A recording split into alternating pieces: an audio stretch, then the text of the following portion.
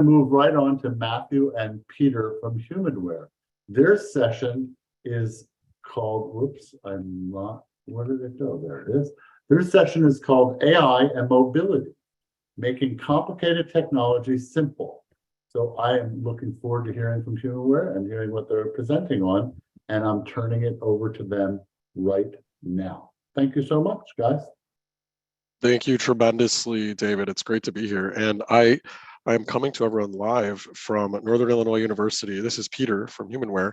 I'm on the road, so I'm actually, though, fortunately in recognized partners because Stacy Kelly, who is a professor here, is well known to ATIA. So if anyone attends next year, you can come to Stacy's pre-conference. She's letting me use her classroom prior to moving on to some other travel. So it's really nice to be here and really great to be here virtually. And Matthew and I will be spending the next 12-ish minutes talking about, in particular, the Stellar Trek, but really what we're doing with AI and how we're able to bring forward artificial intelligence really into standalone technology.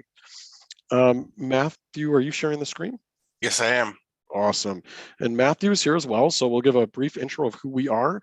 We're going to split our slide duties today. My name is Peter Tucic. I am the Director of Strategic Partnerships here at HumanWare. My role is really to work closely with Matthew in product management, as well as working with our partners like ATIA or other blindness organizations, consumer organizations, non-governmental organizations around the world to make sure that we are in sync, as we have a lot of institutional partnerships. And then I work with our team of product specialists as well, making sure that we're doing educational workshops and other things in the education space. Particularly, my team deals with the blindness products, but we certainly offer a wide array of devices that cover all levels of vision loss and certainly all age groups as well. And my name is Matthew. I'm the product manager for the Victor Reader products, which are fairly popular among the blind community, as well as the GPS orientation mobility product, which has a long and rich history at HumanWare. It's been 20 years this year since the original Trekker came out.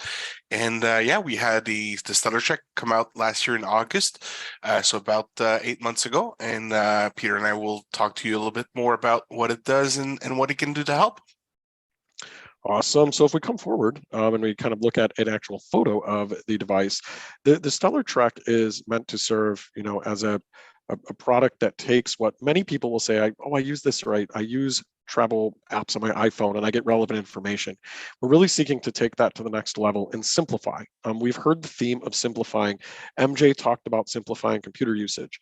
Luke and a lot of they talked about being able to simplify the training methods and kind of using, making that an easier process. We are in this on all of our product portfolio and all about simplification as well, and particularly on making what is accessible, far more usable for individuals.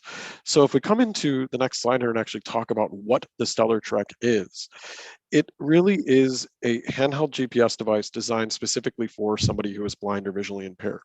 When we build the product, we know that the information that a blind person needs when they travel is more complex. And we need something a little bit more verbose than simply you're coming up to this street.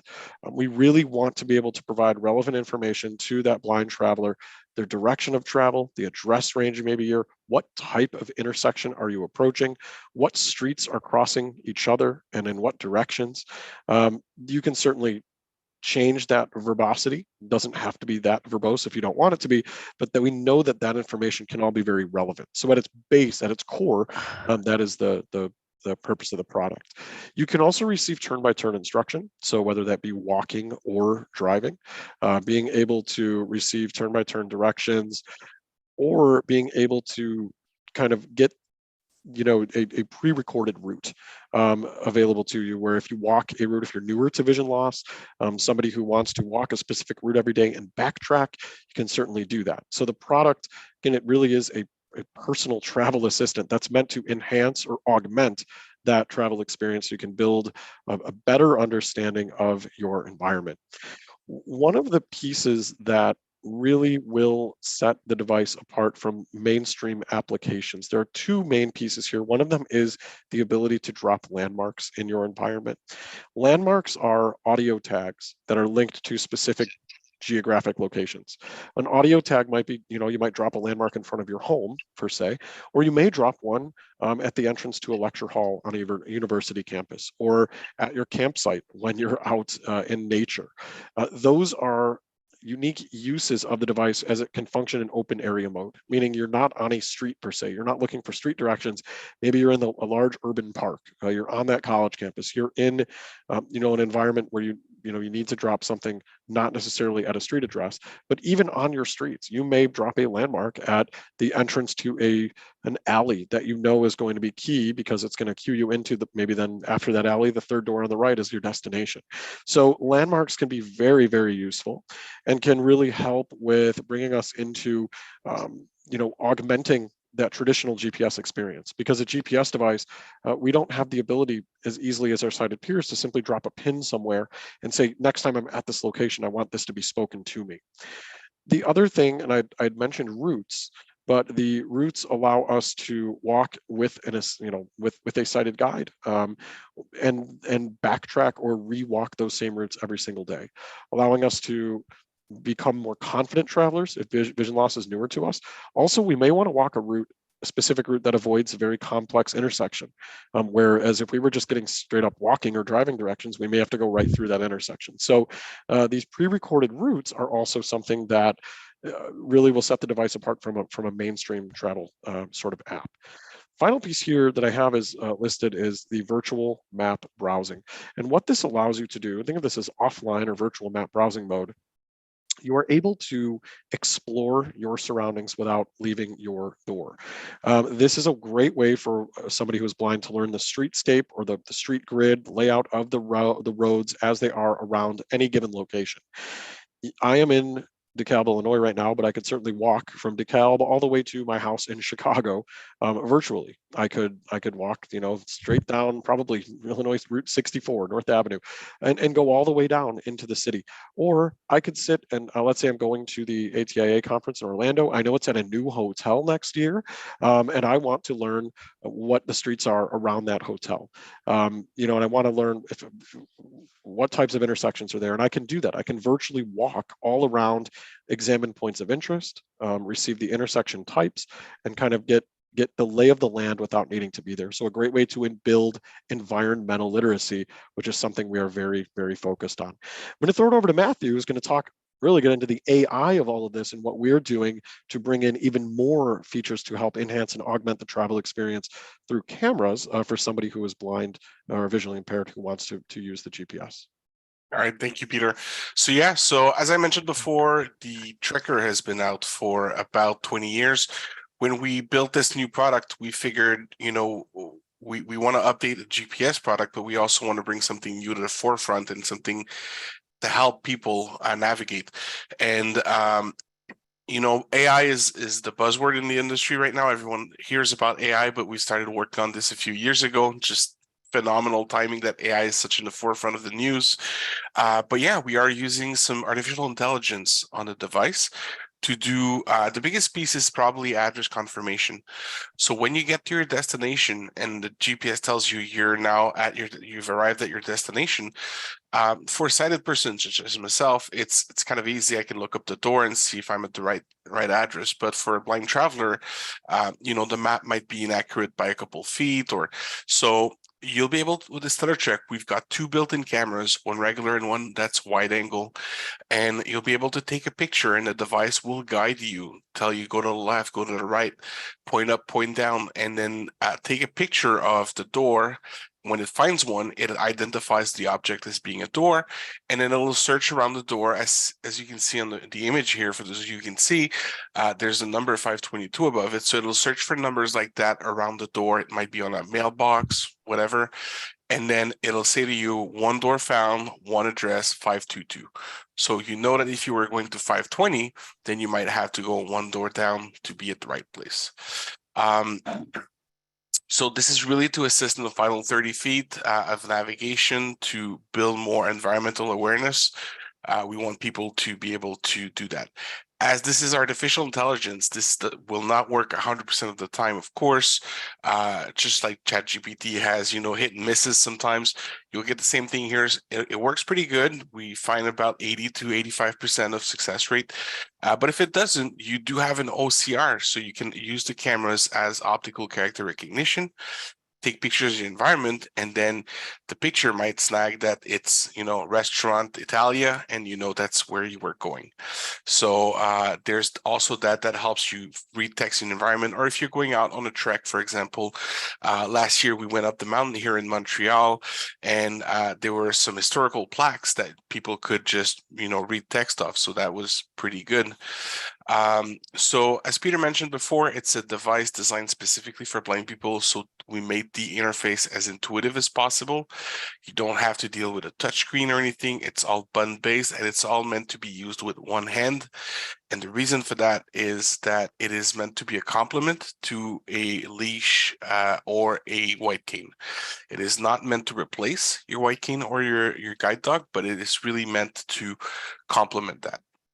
And on top of that, the OCR also allows you to read some, like, for example, if you're at home and you've got a box of cereal and you want to get the ingredient list or the nutritional information, so you can read those information there.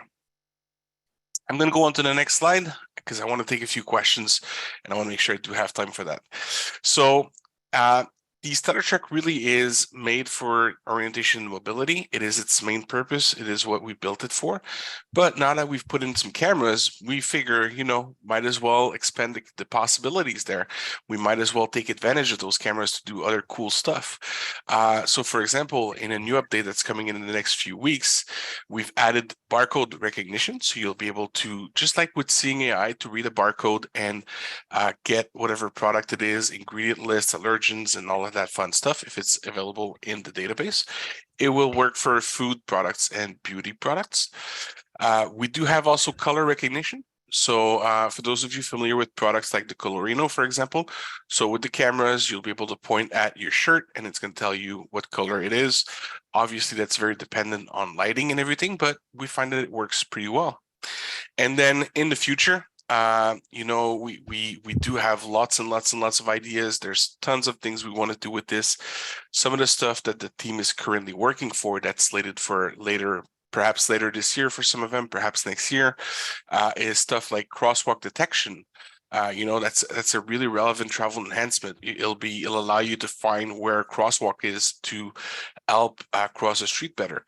Another example is something that's actually coming in the next update is traffic light information. So it's going to tell you, it's not going to tell you if the traffic light is red or green, but it's going to tell you if, if there are traffic lights at the intersection you're coming onto, which will help inform your decisions on how to better cross the street safely.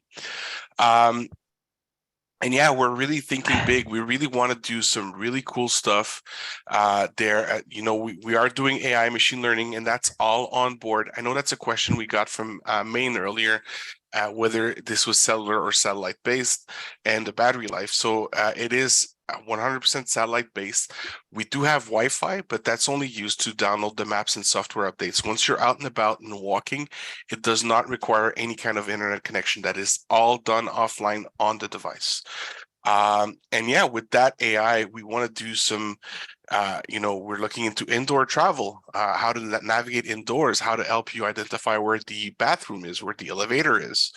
How to identify when you get into your doctor's waiting room where there's an empty chair. We can do some scene recognition. We can help you find items, perhaps help you find your keys or your cane or your phone. So those are all stuff that we're working on currently. They're not available and they're not going to be in the near future. But Peter put it as an example. Peter put these slides together. He put as an example dishwater button layout. That's another great example. We could, take a picture of your dishwasher and it'll tell you, well, this is this button that does that. And so those are all little cool stuff that we want to be able to do. And to answer Maine's second part of his question was, what is the battery life on a full charge? And we're talking about a 20 hours of full battery life of continuous usage. So with that, I'll field some questions because I think we're almost out of time. You got about 1 minute, but there is a question in the chat area saying, with the picture feature, does the AI provide information say I snap a picture of a water fountain, will it describe water fountain?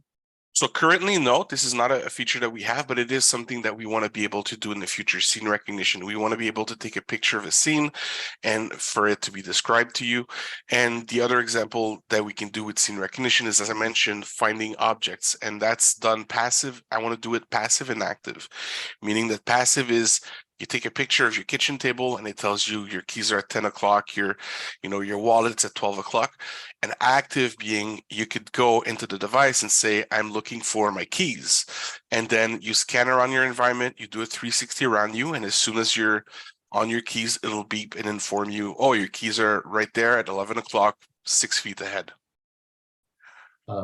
Hey, Peter and Matthew, thank you so much. I'm sure there might be some more questions coming up.